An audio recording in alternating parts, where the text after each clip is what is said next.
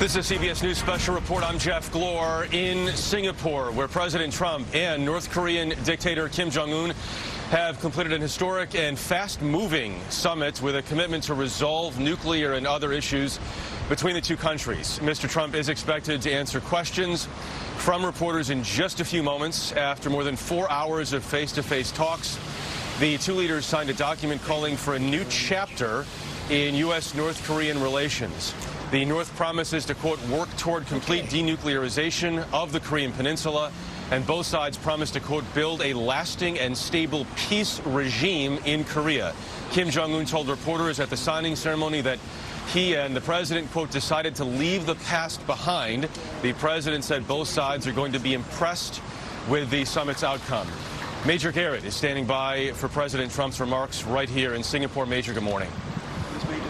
And certainly not the end. Good morning, Jeff. The pictures here clearly historic. The words of that joint statement, though, very vague. The commitments from the North Koreans more or less elusive on the question of the pace, the verification, and the methods by which the United States or some international organization might, in fact, verify denuclearization of the Korean Peninsula. And by that, does the North Korea also mean that that will temper U.S. military action throughout the Korean Peninsula? That is a key issue and a key ask of the North Koreans, that unresolved as well. Lots of unanswered questions after this historic summit. Clearly, warm relations, a new chapter in U.S.-North Korean relations. But what, at the bottom line, does it mean? Absent from that joint statement, key U.S. words: verifiable, irreversible, complete.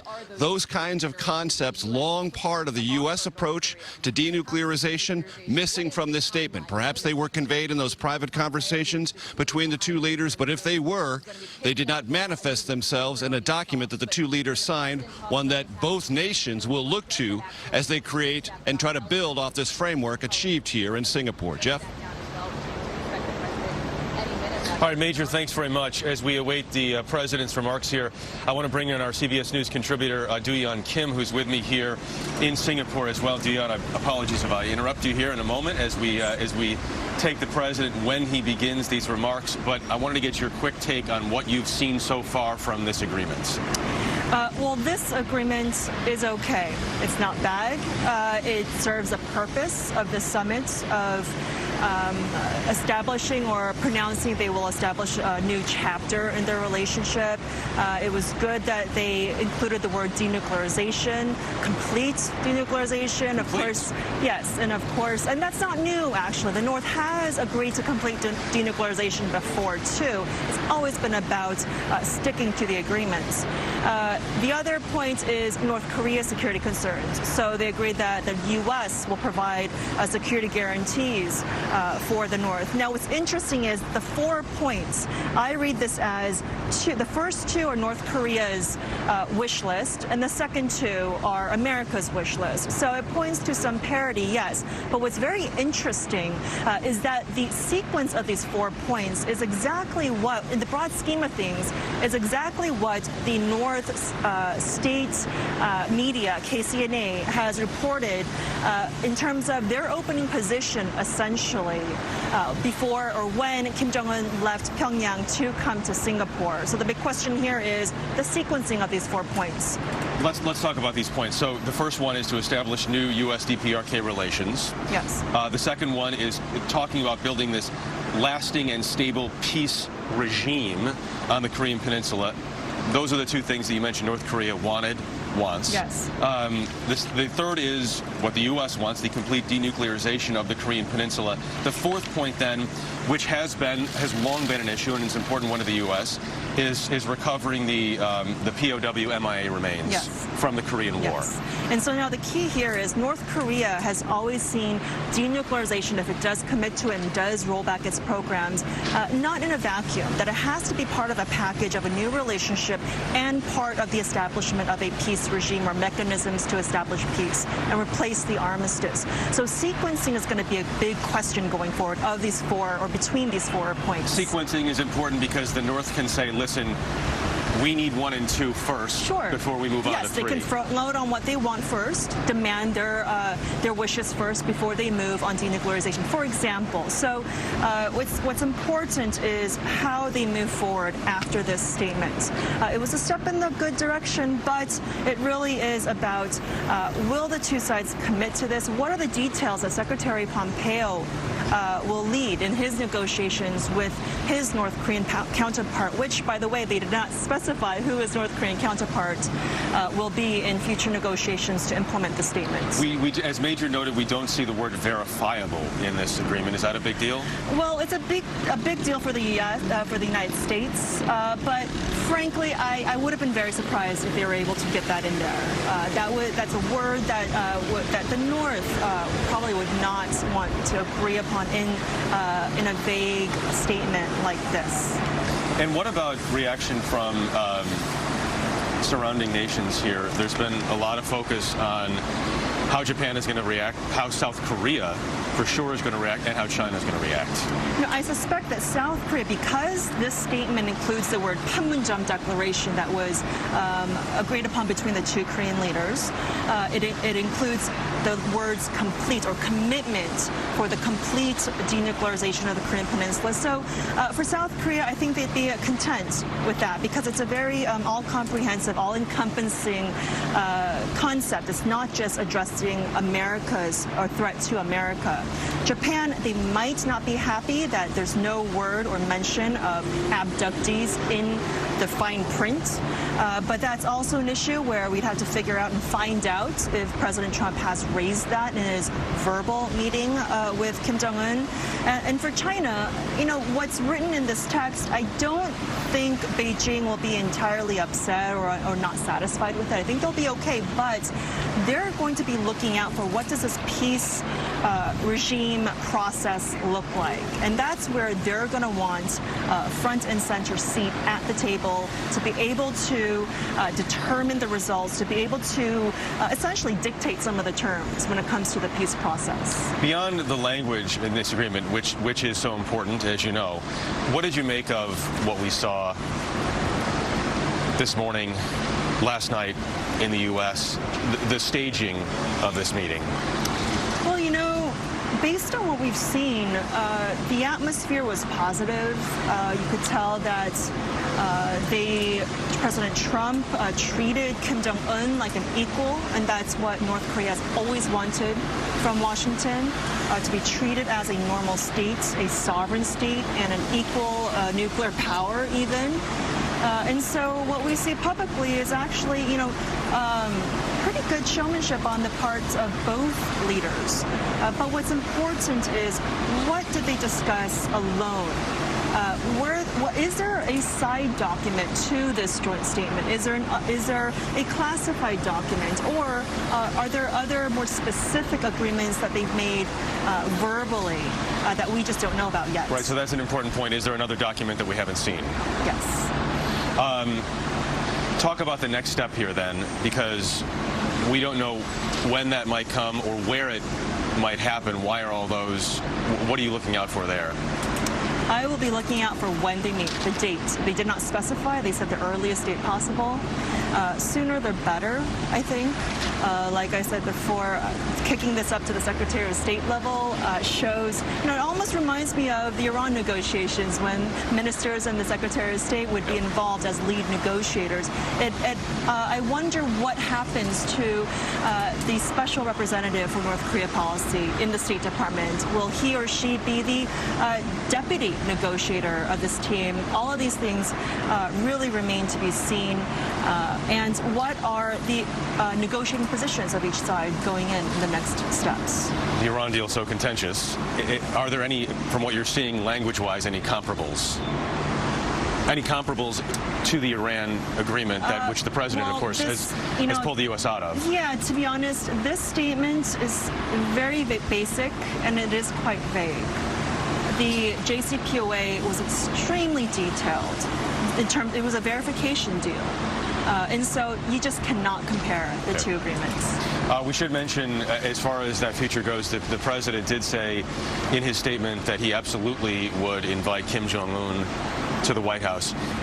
if the North Koreans are looking at the next step here in terms of where they'd like to see these negotiations go now, is it Pyongyang? Is it the White House? Is it Mar-a-Lago? You know, that's hard to predict. Although President Trump said he's more than happy to invite Kim Jong Un and the North Koreans back to the United States, so perhaps it will be Mar-a-Lago, perhaps it will be Washington, or perhaps it'll be Pyongyang. Secretary of State Pompeo, he's now quite familiar with and comfortable going to Pyongyang, so perhaps it will be there. It really remains to be seen. Would you be surprised to see Kim Jong Un make another trip to Beijing at some point here soon? Could be, because even before the summit with Trump, you could tell that he was trying to level out the playing field in terms of geopolitics and the power game. He went to see Xi Jinping twice. He talked with the Russians, you know, so he's basically saying he took a Chinese plane to Singapore. So he's basically saying, I've got my team, I've got big powers behind me going into this negotiation or this meeting with President Trump. So going forward, I expect him, I'd be surprised if he did not do the same thing going forward, to play geopolitics at the same time. Talk about the history here a little bit as well, Dayun, in terms of how many points in the past has the U.S. reached levels near this, around this, and what happened in the past to prevent that from moving forward? So we've had major agreements in the past. One in '94 called the Agreed Framework during the Clinton administration. We had 3 during the Bush administration. The first in 2005 during the six-party talks, and 2 implementing agreements. So the '94 Agreed Framework, you can point fingers in any which direction, but you know the clock ran out in President Clinton's term.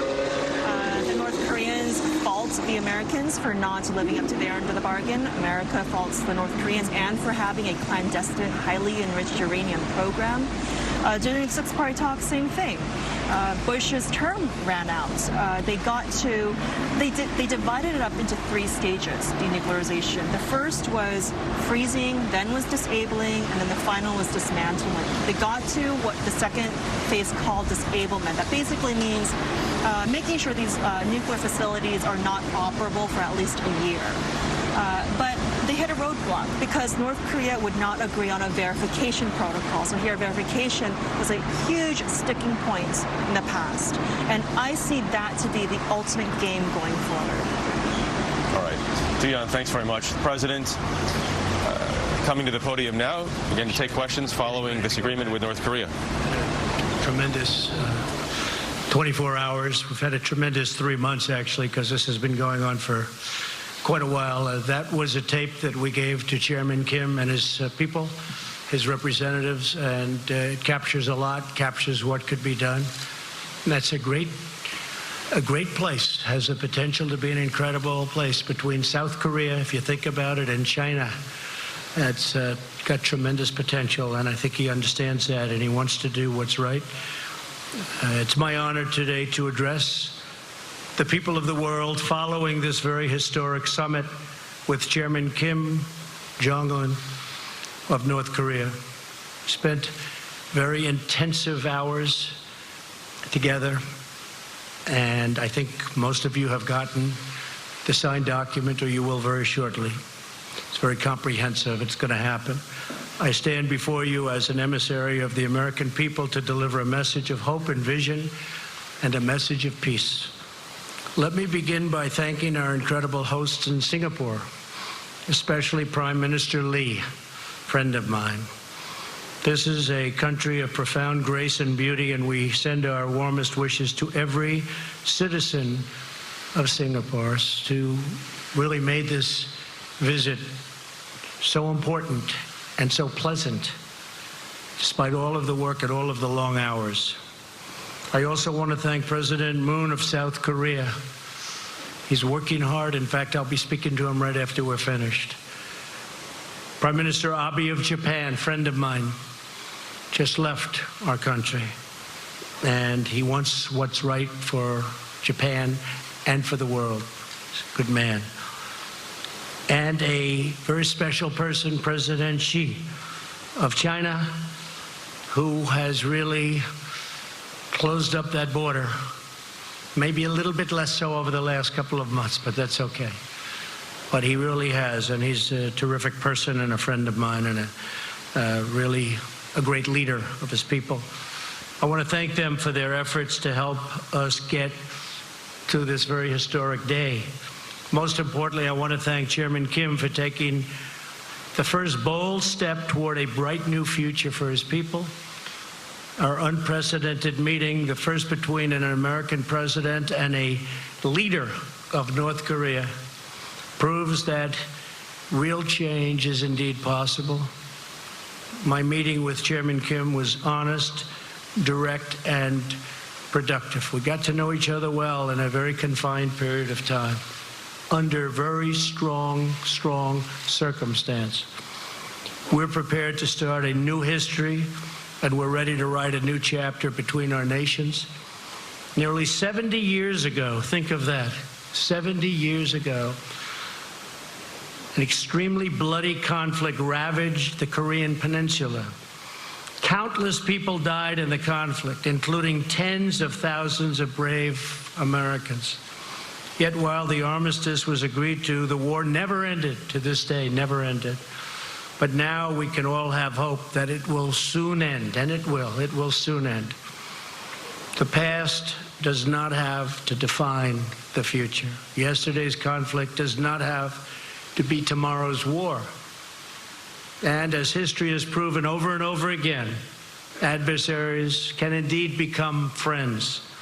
We can honor the sacrifice of our forefathers by replacing the horrors of battle with the blessings of peace. And that's what we're doing, and that's what we have done. There is no limit to what North Korea can achieve when it gives up its nuclear weapons and embraces commerce and engagement with the rest of the world that really wants to engage.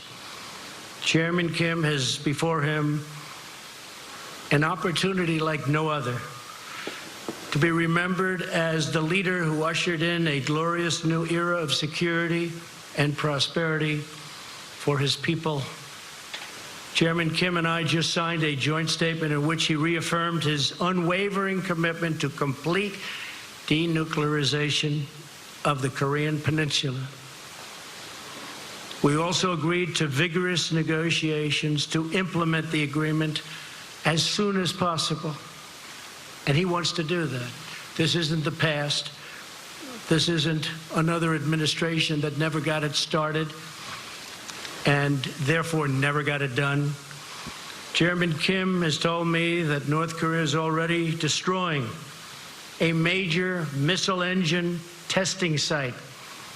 That's not in your signed document. We agreed to that after the agreement was signed.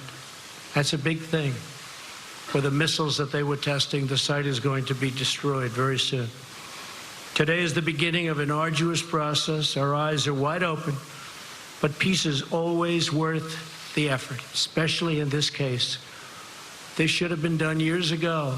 They should have been resolved a long time ago. But we're resolving it now. Chairman Kim has the chance to seize an incredible future for his people. Anyone can make war, but only the most courageous can make peace. The current state of affairs cannot endure forever. The people of Korea, North and South, are profoundly talented, industrious, and gifted. These are truly gifted people. They share the same heritage, language, customs, culture, and destiny. But to realize their amazing destiny, to reunite their national family, the menace of nuclear weapons will now be removed. In the meantime, the sanctions will remain in effect. We dream of a future where all Koreans can live together in harmony, where families are reunited and hopes are reborn, and where the light of peace chases away the darkness of war. This bright future is within, and this is what's happening. It is right there. It's within our reach. It's going to be there. It's going to happen. People thought this could never take place. It is now taking place. It's a very great day. It's a very great moment in the history of the world. And Chairman Kim is on his way back to North Korea, and I know for a fact as soon as he arrives, he's going to start a process that's going to make a lot of people very happy and very safe. So it's an honor to be with everybody today. The media, it's a big gathering of media, I will say. Makes me feel very uncomfortable. But it is what it is. People understand that this is something very important to all of us, including yourselves and your families. So thank you very much for being here. We'll take some questions. Wow. It's a lot of questions. Go ahead. Sure, go ahead. Thank you. NBC. Thanks, Mr. President. 2 questions for you, if you don't mind. First, the man you met today, Kim Jong Un, as you know, has killed family members, has starved his own people, is responsible for the death of Otto Warmbier. Why are you so comfortable calling him very talented? Well, he is very talented. Anybody that takes over a situation like he did at 26 years of age and is able to run it and run it tough. I don't say he was nice, or I don't say anything about it. He ran it. Very few people at that age, you can take 1 out of 10,000 probably couldn't do it. Otto Warmbier is a very special person, and he will be for a long time in my life. His parents are good friends of mine. I think without Otto, this would not have happened. Something happened from that day. It was a terrible thing. It was brutal. But a lot of people started to focus on what was going on, including North Korea. I really think that Otto is someone who did not die in vain. I told this to his parents. Special young man, and I have to say, special parents, special people. Otto did not die in vain. He had a lot to do with us being here today. Okay? Thank you very much. Mr. President, that second question for you, sir, was on the security, second question, sir, on the security assurances you talked about in your statement. Can you be specific about what assurances you are willing to give to Kim Jong Un? Does that include reducing military capabilities? And just to follow up on your answer. No, we're not reducing anything. We're not reducing. At some point, I have to be honest, and I used to say this during my campaign, as you know probably better than most. I want to get our soldiers out. I want to bring our soldiers back home. We have right now 32,000 soldiers in South Korea. And I'd like to be able to bring them back home. But that's not part of the equation right now. At some point, I hope it will be, but not right now. We will be stopping the war games, which will save us a tremendous amount of money, unless and until we see that the future negotiation is not going along like it should. But we'll be saving a tremendous amount of money. Plus, I think it's very provocative. Yes, John? Yes, John, go ahead. Oh, go ahead. I'm sorry. I thought you were John Roberts. I looked at you. Looked just much better, right? We're frequently confused, Mr. President. Yes. Mr. President, the joint statement does not talk about verifiable or irreversible denuclearization. Yeah. Is that a concession on the part of the United States? No, not at all, because if you look at it, I mean, it said we are going to, let's say here, it will be gone. I don't think you can be any more plain than what we're asking. Issues related to the establishment of the new U.S. DPKR relations, the building. We talk about the guarantees, and we talk about unwavering commitment to the complete denuclearization of the Korean Peninsula. This is the document that we just signed. Did you discuss with Chairman Kim methods to verify, either with the United States or international organizations, that very process? And do you yes, have a we did. timetable Yes, in we mind? did, and we'll Can be you convey verifying. that to us? Yeah, we'll be verifying. It'll be verified. How is that going to be achieved, Mr. President? Well, it's going to be achieved by having a lot of people there, and as we develop a certain trust, and we think we have done that. Secretary Pompeo's been really doing a fantastic job, his staff, everybody. As we do that, we're going to have a lot of people there, and we're going to be working with them on a lot of other things. But this is complete denuclearization of North Korea, and it will be verified. Will those people be Americans or international? Combinations of both. Agency people. Combinations of both, and we have talked about it. Yes. Yeah. Go ahead. Be nice. Be respectful. I'll be very respectful, sir.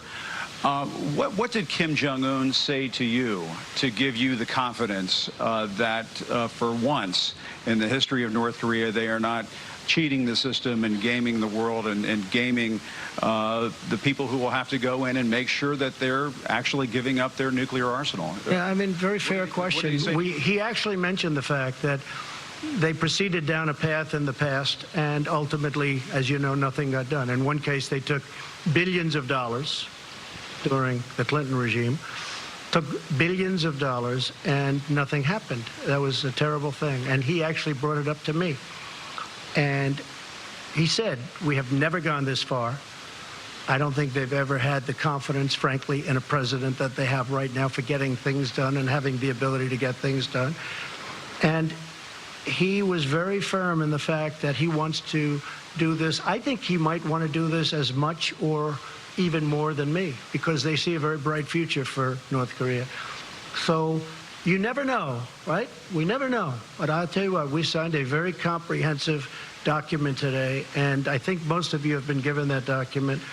But we signed a very, very comprehensive document, and I believe he's going to live up to that document. In fact, when he lands, which is going to be shortly, I think that he will start that process right away.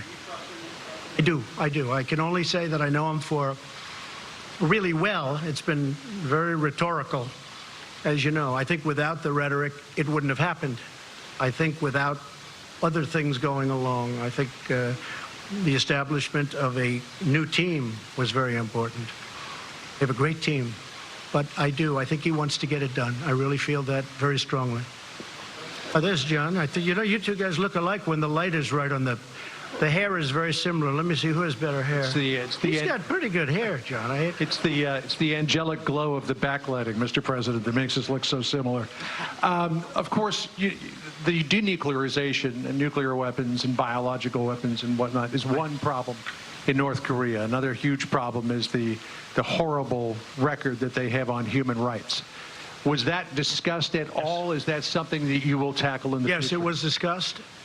It will be discussed more in the future, human rights. What was also discussed in great detail, John, was the fact that, you know, we have, and I must have had just countless calls and letters and tweets, anything you can do. They want the remains of their sons back. They want the remains of their fathers and mothers and all of the people that got caught into that really brutal war, which took place to a large extent in North Korea. And I asked for it today, and we got it. That was a very last minute.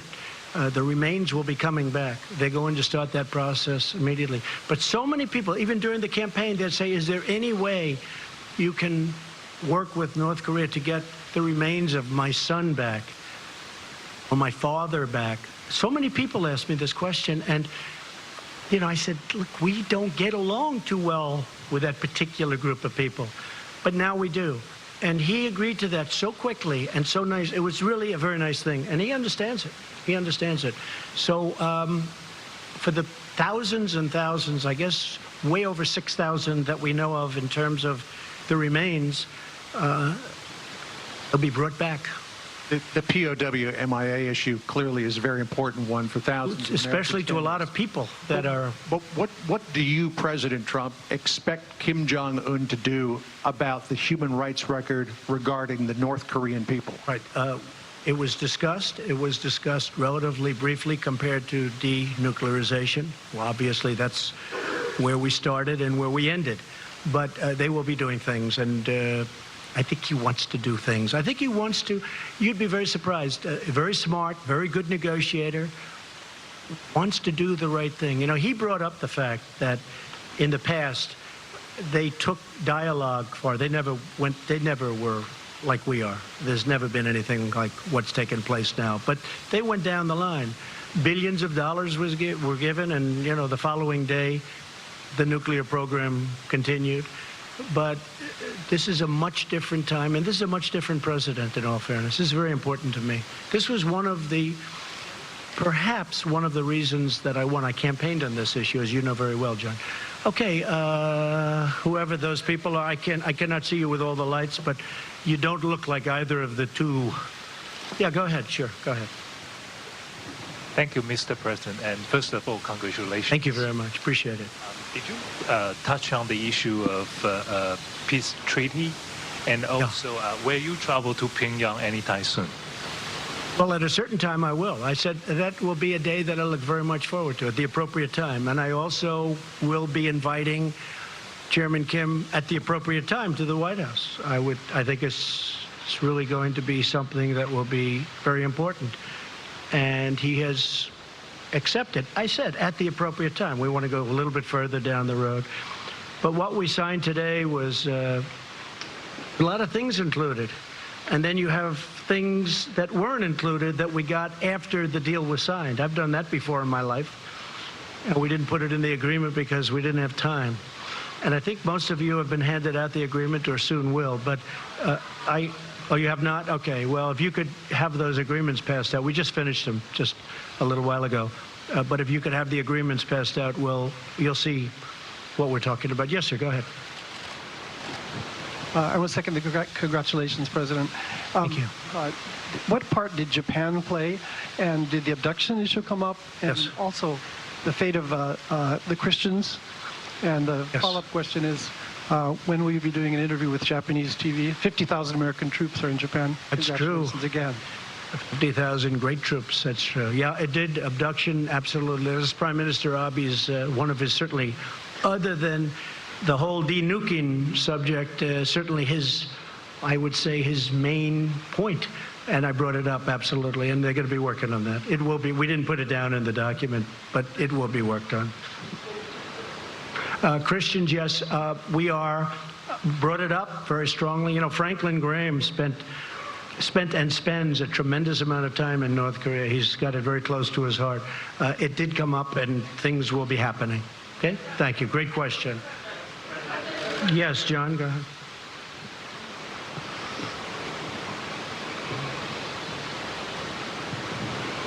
Thank you, Mr. President. Thank you, John.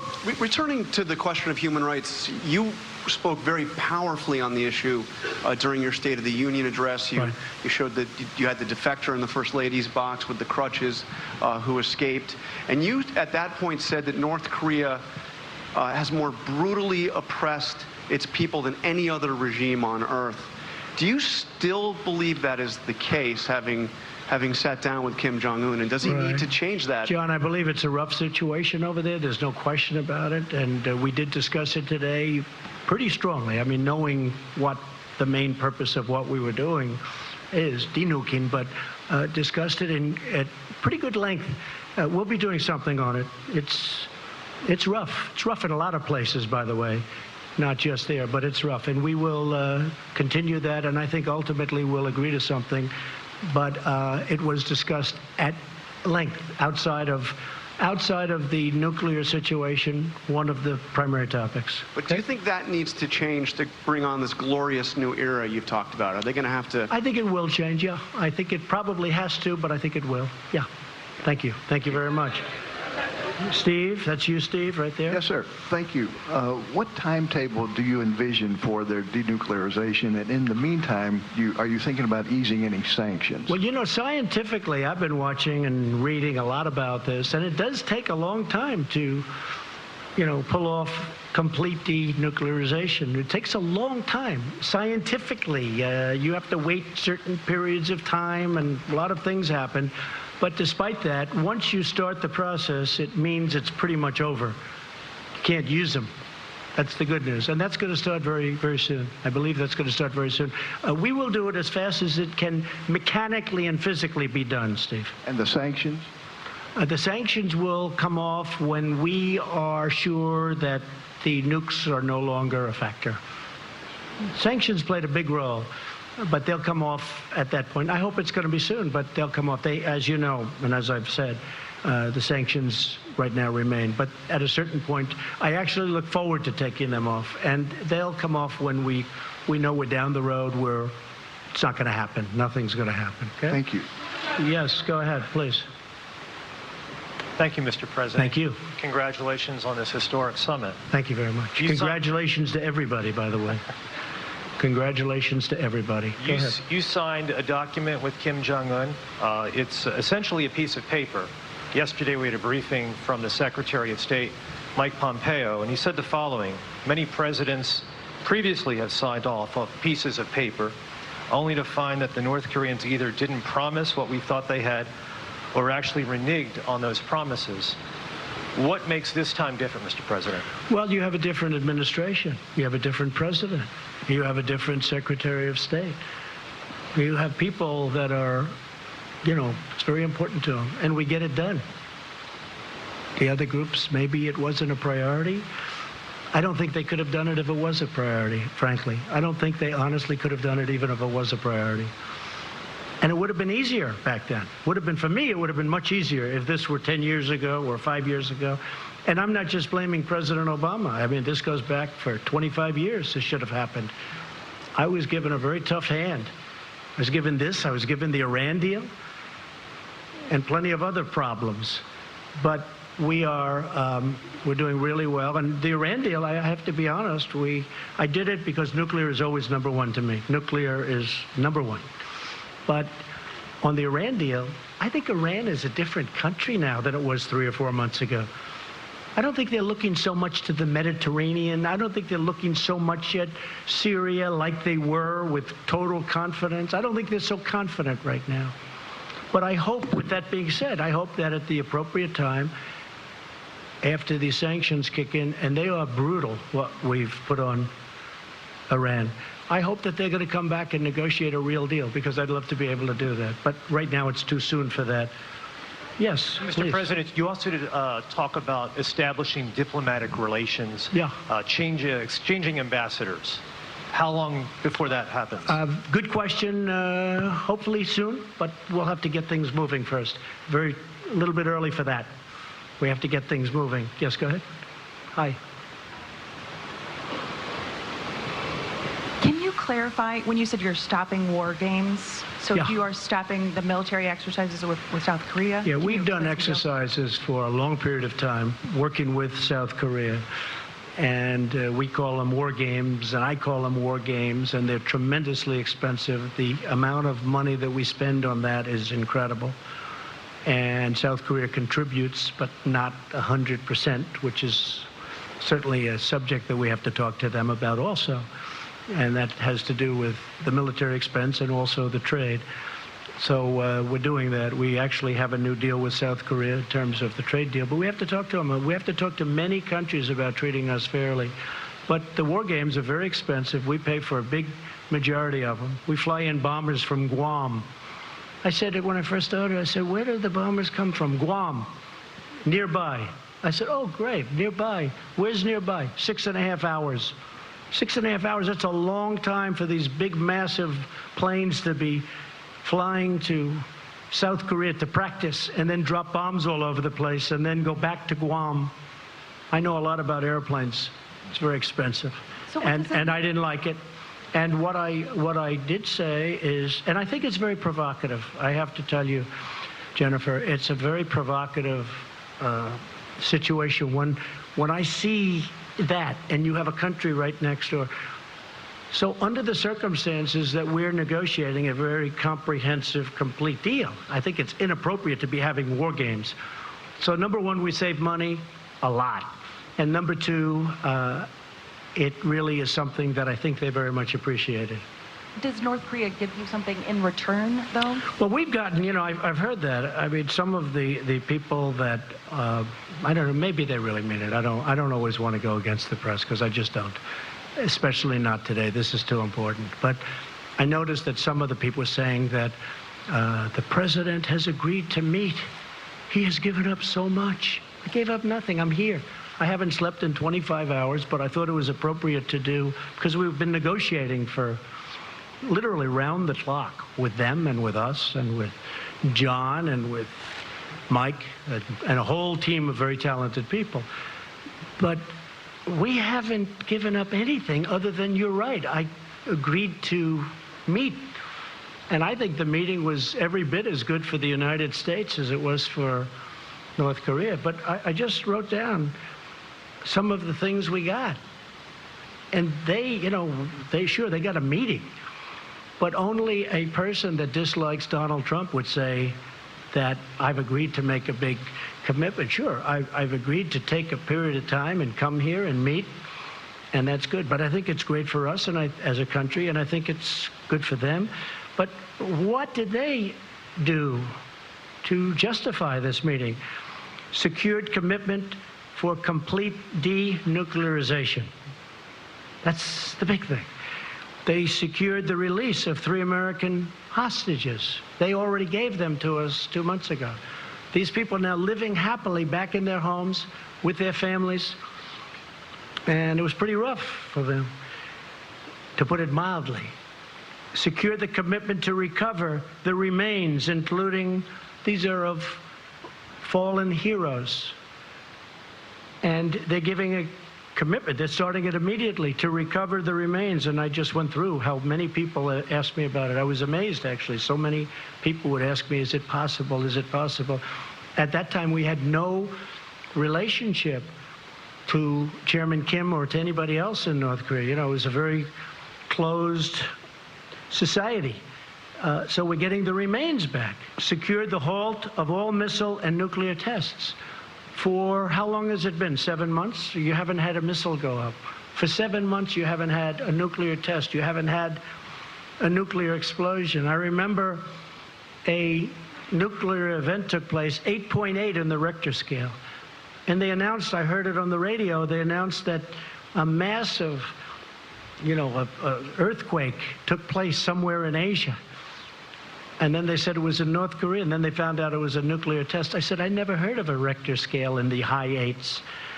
And if you look, there has been no missile launches. They've blown up their missile area that's going to take place. That has not been written into the contract. We're going to give you the exact details on that. But they secured a halt of all missiles and of all nuclear tests. They secured the closure of their single primary nuclear test site, all 3 of them. They're in an area that's common around each other. They secured the closure. They secured the commitment to destroy the missile engine testing site. That was not in your agreement. I got that after we signed the agreement. I said, do me a favor. You've got this missile engine testing site. We know where it is. Because of the heat, it's incredible the equipment we have, to be honest with you. I said, can you close it up? You're going to close it up. We maintain the ability to continue to apply sanctions. So we're applying sanctions. Now, I had 300 sanctions that I was getting ready to put on last week, and I said, I can't really put on sanctions when I'm meeting with, I thought it would be very disrespectful. 300 very big ones, powerful ones. And I said it would be disrespectful. So, Jennifer, when you look at all of those things that we got, and when we got our hostages back, I didn't pay $1.8 billion in cash, like the hostages that came back from Iran, which was a disgraceful situation, what took place. So we've gotten a lot. So when I hear somebody in the media say that President Trump has agreed to meet, like, it's not a big deal to meet. I think we should meet on a lot of different topics, not just this one. And I really believe a lot of great things can happen. Yes, go ahead, please. Sir, you just listed off a lot of things that you say you got in this meeting. It wasn't too long ago, though, that you said you defined success of this meeting by North Korea giving up its nuclear weapons. Well, that's what they're doing. Well, can you talk about how sure, you... Sure, that's what they're doing. Well, I mean, I don't think you pressed Kim Jong Un for a complete, verifiable, irreversible I did, honestly. And can you say why you didn't secure those details in this agreement? Because there's no time. I'm here one day. We're together for many hours intensively, but the process is now going to take place. And I would be surprised, Mike, if they haven't even started already. They have started. They blew up their sites. They blew up their testing site. So, but I will say, he knew prior to coming. This wasn't like a surprise. It wasn't like we've never discussed it. We discussed it. Mike discussed it very strongly with his counterpart in North Korea. They knew that this was, let's say they didn't agree to that, I couldn't sign any agreement. There was no agreement that could have been signed. So they understood that. And it wasn't a big point today because really this had been taken care of more than any other thing because it was all about this. This has been taken care of before we got here. So when we brought that up today, you see the language, it's very strong. It's in the document. Yes, ma'am. Thank you, Mr. President. Could you talk about the military consequences for North Korea if they don't follow through on the commitments that you're talking about? Well, I don't want to talk. Yeah, I know. That's a tough thing to talk about because I don't want to be threatening. I don't want to be threatening. They understood that. And you've seen what was perhaps going to happen. And you know, Seoul has 28 million people. We think we have big cities. You look at New York where it has 8 million people. We think it's a big city. Seoul has 28 million people. Think of that. And it's right next to the border. It's right next to the DMZ. It's right there. I mean, if this would have happened, I think, you know, I've heard, 100,000 people. I think you could have lost 20 million people, 30 million people. This is really an honor for me to be doing this because I think, you know, potentially you could have lost, you know, 30, 40, 50 million people. The city of Seoul, one of the biggest cities in the world, is right next to the border. You once spoke about fire and fury. Is that no longer the case? Well, at that time we needed perhaps fire and fury because we could not have allowed that kind of capability from the standpoint of the United States. And certainly Japan wasn't going to allow it either. Japan is right next door. One more thing, Mr. President, could you tell us about the video that you showed before this? Yeah. When did you show that to Kim? What was the goal Today. there? Yeah, we had it made up by some, I hope you liked it. I thought it was good. I thought it was interesting enough to show. One in English and one in Korean. And we had it made up. I showed it to him today, actually during the meeting, toward the end of the meeting. And I think he loved it. They were given, we didn't have a big screen like you have the luxury of having. We didn't need it because we had it on a cassette and an iPad, and they played it.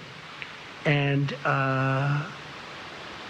about 8 of their representatives were watching it, and I thought they were fascinated by it. I thought it was well done. I showed it to you because that's the future. I mean, that could very well be the future.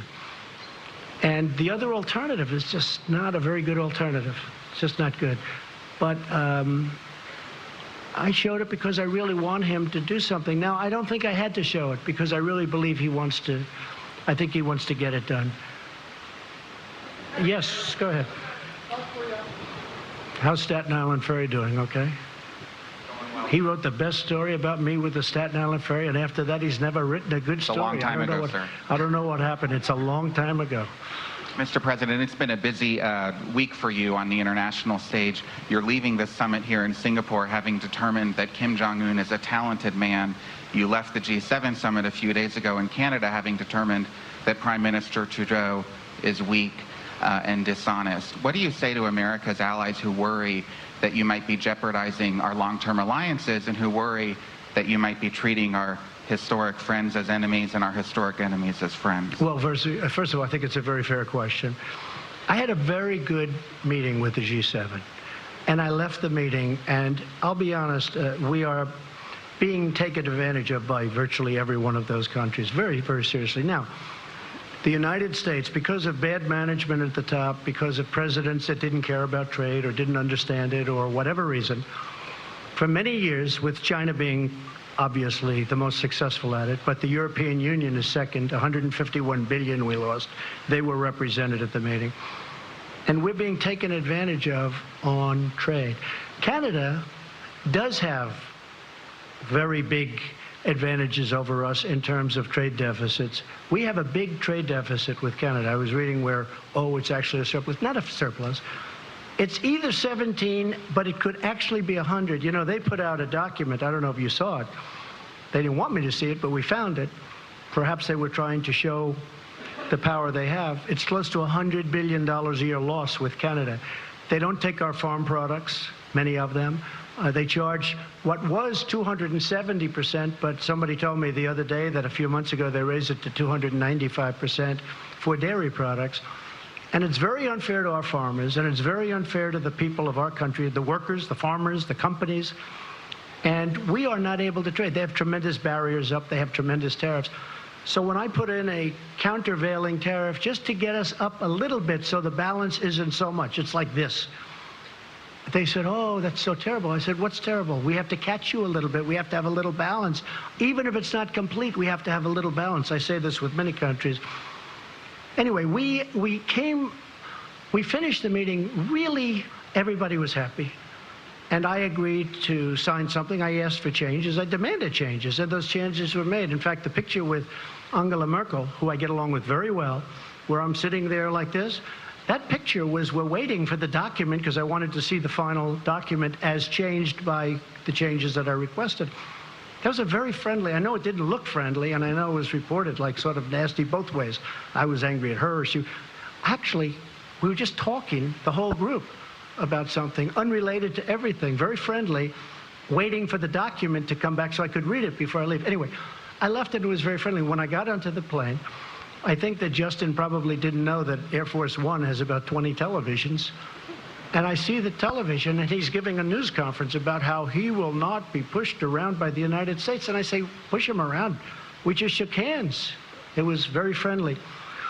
Look, countries cannot continue to take advantage of us on trade. The numbers are out. Over the last couple of years, and over the last many years, but over the last couple of years, this country has lost $800 billion on trade with other countries, the biggest one being China. $800 billion. $151 billion with the European Union. They don't take our agricultural products, barely. They don't take a lot of what we have, and yet they send Mercedes into us. They send BMWs into us by the millions. It's very unfair. And it's very unfair to our workers, and I'm going to straighten it out, and it won't even be tough. Okay? Thank you. Go ahead. Go ahead.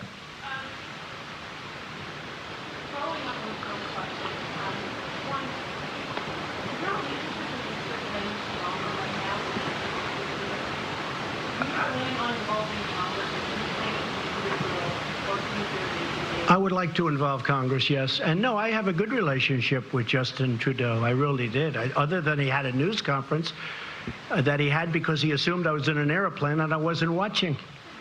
He learned that's going to cost a lot of money for the people of Canada. He learned, you can't do that. You can't do that.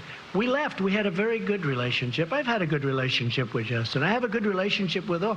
I have a very good relationship with Angela Merkel. But on NATO, we're paying 4.2%. She's paying 1% of a much smaller GDP than we have. We're paying 4.2% on a much larger. We're paying for, I mean, anyone can say from 60 to 90% of NATO. And we're protecting countries of Europe. And then on top of it, they kill us on trade. So you just can't have it that way. It's unfair to our taxpayers and to our people. But no, I have a good relationship with Justin, and I have, I think, a very good relationship with Chairman Kim right now. I really do. I think, I hope it's good, because if it is, we're going to solve a very big problem. I think we've gone a long way to solving it today. Should we keep going for a little while? I don't know. It's up to the legendary Sarah Huckabee Sanders. Should we keep going, Sarah? Okay, we'll go. Well, I don't care. Hey, you know, it just means we get home a little later in the evening, right? Yeah, go ahead. Sure, go ahead.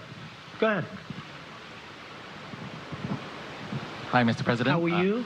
I'm good. From the Straits Times of Singapore. Welcome to the country. Thank you very much. I hope you enjoyed our food. Beautiful country, I did. I just wanted to find out, you described this as a process. What is the immediate next step? Is there some ongoing dialogue? Yes. With the North We're getting Korean? together next week to go into the details. And that's our Secretary Pompeo, level? yeah, next week with John Bolton and our entire team to go over the details and to get this stuff done. We want to get it done. He wants to get it done. We're also working very much with South Korea. We're working with Japan. We're working with China to a lesser extent, but we're working with China. And you're coming back to Singapore? I would come back gladly. Your Prime Minister was fantastic. We were with him yesterday. He's done a great job. It was very welcoming. It really probably probably made a difference, actually. It's a great place. Thank you very much. Thank you, Mr. Yes, President. ma'am. Thank you, Mr. President. What was it about that first interaction with Chairman Kim this morning that made you decide not to walk away after you said that you would know within the first minute if he was sincere about I've said that about relationships. I've said that about people. You know, in the first second, now I was generous, I said 5 seconds, but you know, in the first second, in some cases, sometimes that doesn't work out. But sometimes it does. From the beginning, we got along. But there's been a lot of groundwork. This wasn't like we went and we started talking about, as you know, right? We didn't just come in and start talking about these very complex subjects that have been going on for 70 years. We've been discussing this for months. And, you know, once the rhetoric stopped, once they did a great thing. You know, North Korea did a great thing by going to the Olympics, because the Olympics, and President Moon will tell you this, the Olympics was not exactly doing great. People didn't feel like being bombed out of the opening ceremonies. You know, they weren't exactly selling tickets. And as soon as the chairman Kim, said, let's participate in the Olympics, it sold like wildfire and was a great success as an Olympics. It was a great success. He did a great thing. But since that time, pretty much since that time, because as you know, a delegation came from South Korea who had just met with North Korea. They came to the White House. They told me lots of things, including the fact that they'd be willing to de-nuke. We have one of their great people here today, that they were willing to de-nuke. And once that started, we have been really talking about that from the end of the Olympics, when the whole delegation came to say various things, including denuking. If I may, a second question. In the document that you signed earlier today, North Korea agreed to commit to denuclearization. To borrow a phrase that you have used to criticize your predecessors and political opponents, how do you ensure that North Korea is not all talk, no action? Well, I think, can you ensure anything? Can I ensure that you're going to be able to sit down properly when you sit down? I mean, you can't ensure anything. All I can say is they want to make a deal. That's what I do. My whole life has been deals. I've done great at it. And that's what I do. And I know when somebody wants to deal, and I know when somebody doesn't. A lot of politicians don't. That's not their thing. But it is my thing. I mean, again, this really could have been done, I think, easier a long time ago. But I know I just feel very strongly, my instinct, my ability or talent, they want to make a deal. And making a deal is a great thing for the world. It's also a great thing for China, because I can't imagine that China is happy with somebody having nuclear weapons so close. So, China was very helpful. So I think he wants to make a deal. Can anybody be certain? But we're going to be certain soon, because the negotiations continue. Okay, thank you very much. Go ahead. You mentioned that you have raised extensively the issue of human rights with Chairman Kim. I wonder what you would say to the group of people who have no ability whatsoever to hear or to see this press conference, the 100,000 North Koreans kept in a network of gulags. Have you betrayed them by legitimizing the regime in Pyongyang? No, I think I've helped them, because I think things will change. I think I've helped them. There's nothing I can say. All I can do is do what I can do. We have to stop the nuclearization. We have to do other things, and that's a very important thing. So at a certain point, hopefully you'll be able to ask me a much more positive question or make a statement. But not much I can do right now. At a certain point, I really believe he's going to do things about it. I think they are one of the great winners today, that large group of people that you're talking about. I think ultimately they're going to be one of the great winners as a group. Yes, sir, go ahead. Go ahead. Yeah. Would you ever consider removing the sanctions without significant improvement in the human rights situation? No, I want significant improvement. I want to know that it won't be happening. And again, once you start that process, there'll be a point at which, even though you won't be finished for a while because it can't happen scientifically or mechanically, but you're not going to be able to go back. Once we reach that point, I'll start to give that very serious thought. Yes, go ahead. Go ahead. Go ahead. You first. Mr. President, did you also discuss the cost of denuclearization and how North Korea is about to foot the bill while the crippling sanctions remain in place? I'm from Channel News Asia, Singapore. Well, I think that South Korea and I think that Japan will help them very greatly. I think they're prepared to help them. They know they're going to have to help them. I think they're going to help them very greatly. We won't have to help them. The United States has been paying a big price at a lot of different places, but South Korea, which obviously is right next door, and Japan, which essentially is next door, they're going to be helping them, and I think they're going to be doing a very generous job and a terrific job. So they will be helping them. And yes, ma'am, go ahead behind. Yes. Thank you, Mr. President. Thank you. I'd like to follow up on Steve's question. He asked you how long it would take to denuclearize the Korean Peninsula. You said a long time.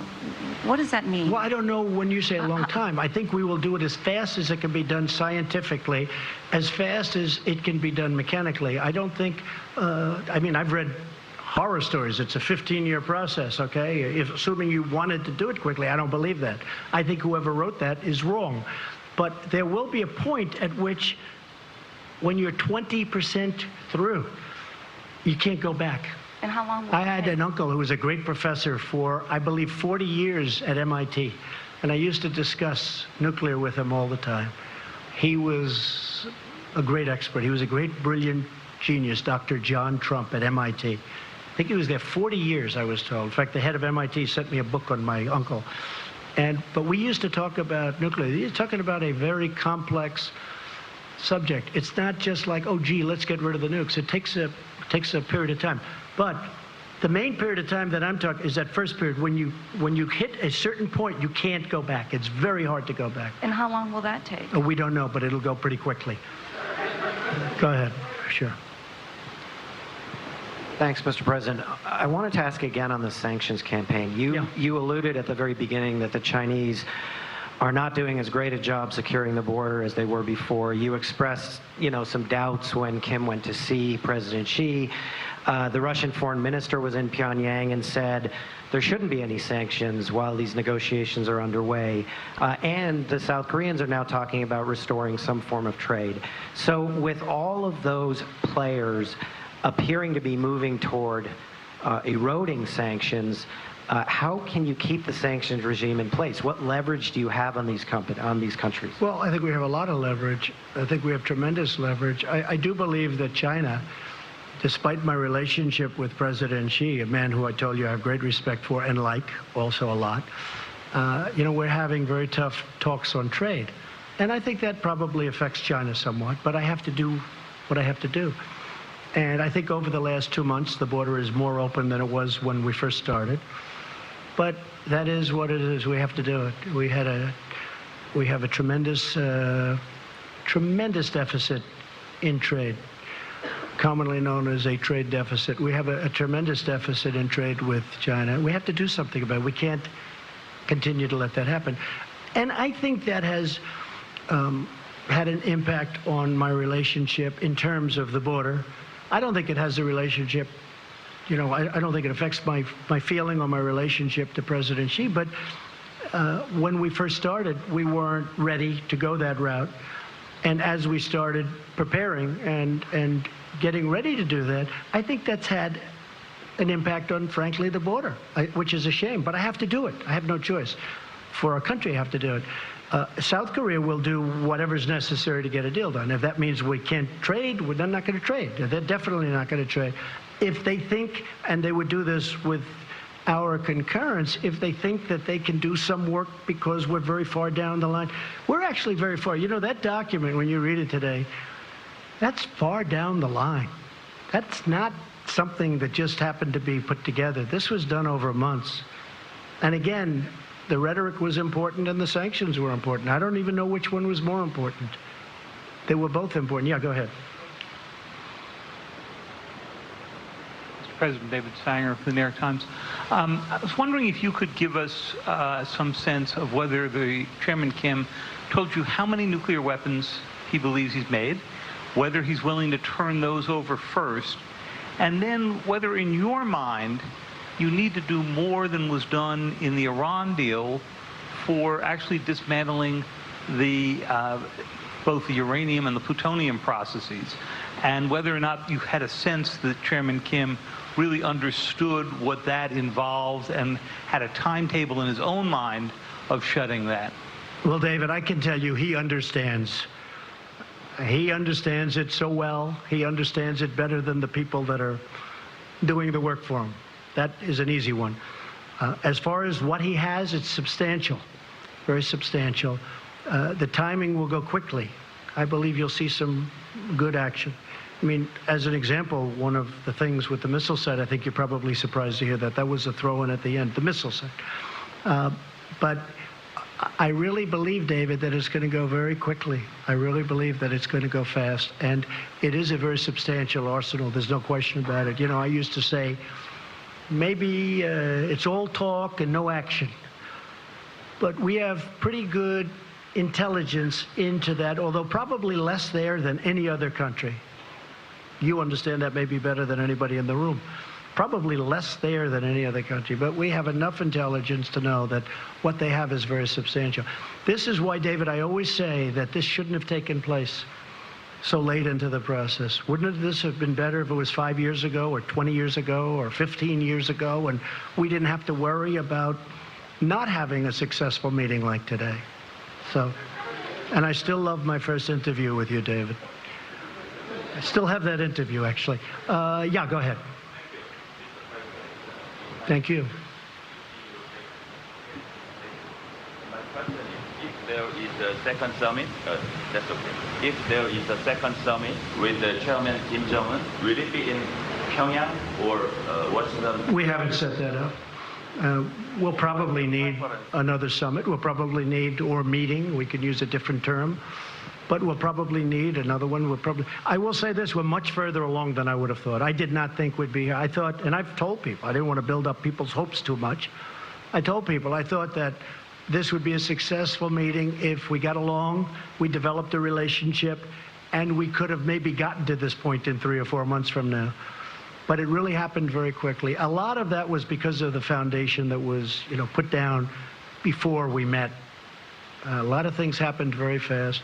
We didn't have, as an example, bringing back the remains. That was not one of the things that was on our agenda today. I brought it up at the very end because so many people had talked to me about it, and I brought it up at the very end, and he was really very gracious. Instead of saying, well, let's talk about it the next time, he said, it makes sense, we will do it. And he knew, you know, they know where many of those incredible people are, where they're buried, along roads, along highways, along paths, usually, because our soldiers were moving back and forth and they had to move rapidly. It's very sad. But he knew, and that was brought up at the very end. And, you know, it was really great that he was able to do it. A lot of people are going to be very happy about that. Yes, go ahead, please. Thank you, Mr. President. Thank you. Emerald Robinson, One American News. Congratulations. Thank you. Thank you for the nice way you treat us. We appreciate it. Really, it's very good. It's really beautiful what you do. Go ahead. So you And now I'll probably get this killer question. Well, I do want to talk about the future of North Korea. all right. Specifically, the people are. Kim Jong Un is saying he's wanting a brighter future with prosperity for his people, yet we know they've lived under oppression. You showed him this video of what the future could be like.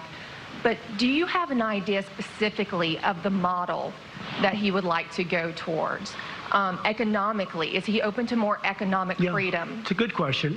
So you saw a tape today, and that I think was done really well, but that was done at the highest level of future development.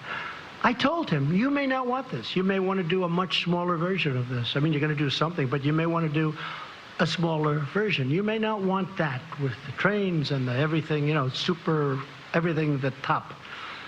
And maybe you won't want that. It's going to be up to them. It's going to be up to them. It's going to be up to the people what they want. They may not want that. I can understand that too. But that was a version of what could happen, what could take place. As an example, they have great beaches.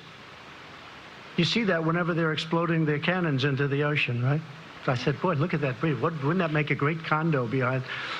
And I explained, I said, you know, instead of doing that, you could have the best hotels in the world right there. Think of it from a real estate perspective.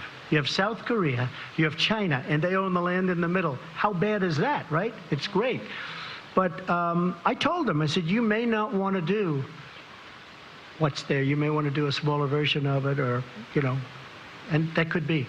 Although I tell you what, he looked at that tape, he looked at that iPad, and I'm telling you, they really enjoyed it, I believe. Okay?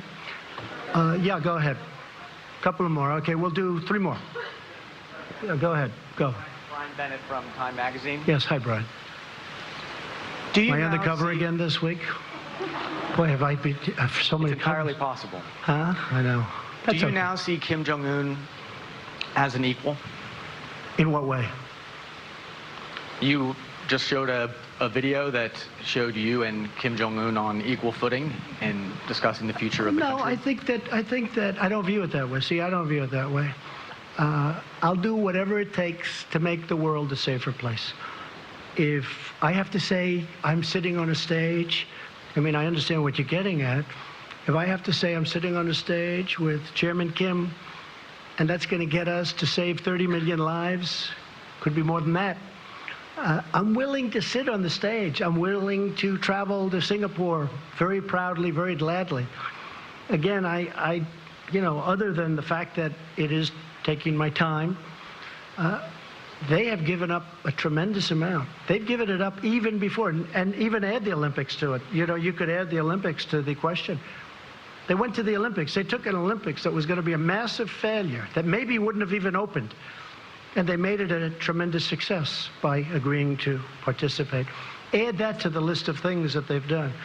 So, Brian, if I can save millions of lives by coming here, sitting down, and establishing a relationship with someone who's a very powerful man, who's got firm control of a country, and that country has very powerful nuclear weapons, it's my honor to do it.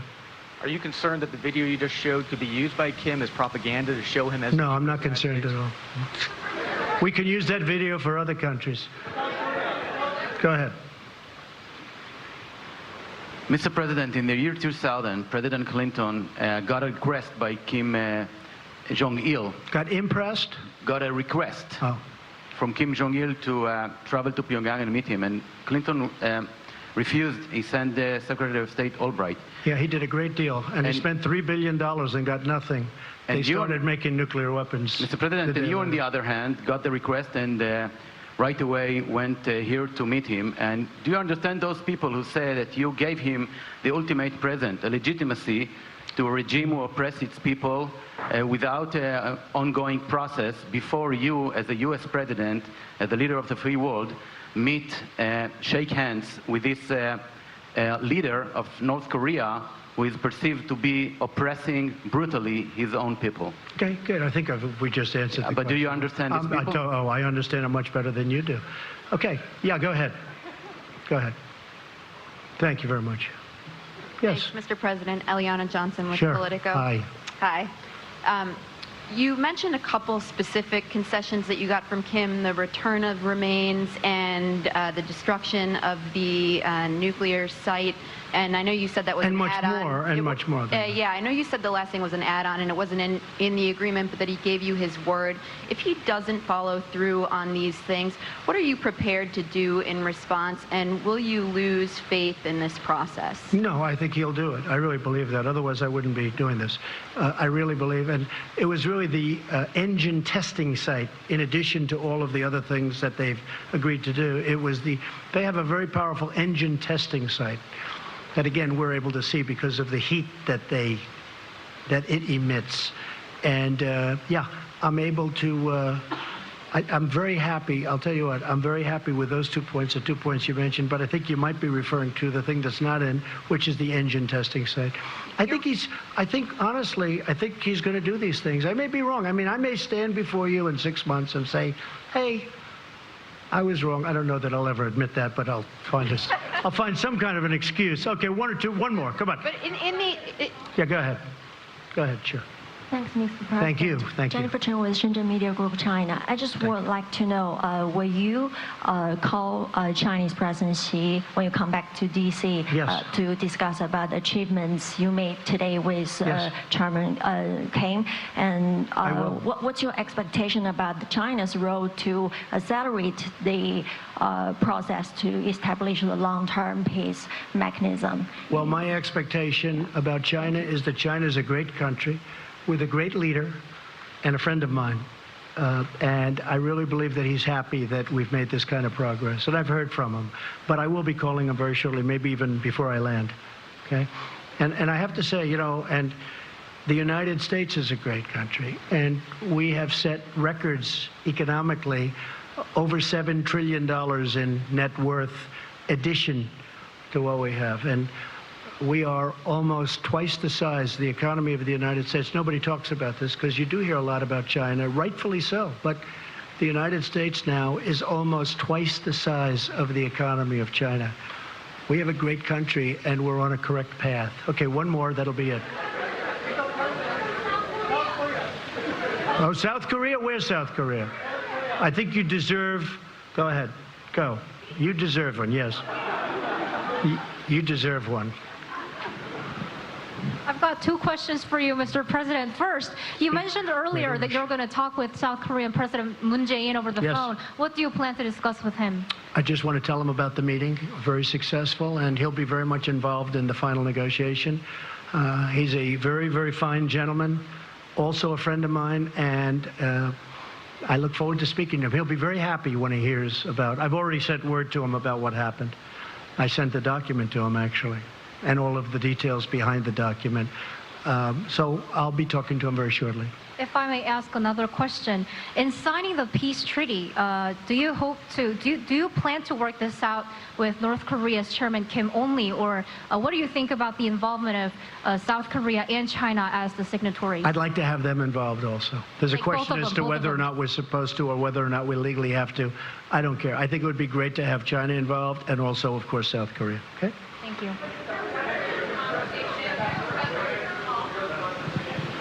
What? Mike, do they have a transcript? They probably have a rough transcript, which you can give us if you have one. No, they didn't record it. I don't think they recorded it. Are there any recordings of it? I wish there were, because it is interesting stuff. Say it. I don't. We probably have some notes or something, but they have actually detailed notes, I would imagine. But we had a great conversation. It was a very heartfelt conversation.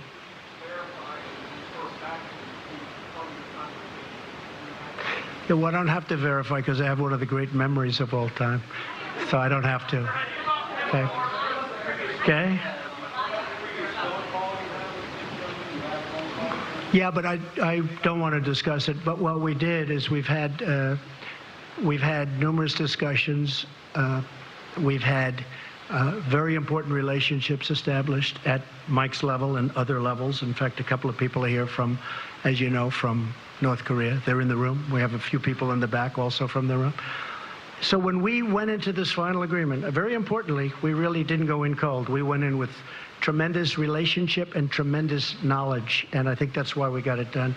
So I'm going to head back. I don't know about you folks, but it's been a long time since I've taken it easy, so now we can take it a little bit easy, and then the work begins again. And I appreciate everybody being here. I hope we've answered your questions, and thank you very much. And sort of congratulations to everybody, because this is really, to me, it's a very important event in world history. And to be really true to myself, I have to add, I want to get it completed. So Mike, our whole team has to get to work and get it completed, because otherwise, we've done a good job. But if you don't get the ball over the goal line, it doesn't mean enough, okay? So thank you, and sort of congratulations to everybody in the room. Thank you very much. Appreciate it. Thank you.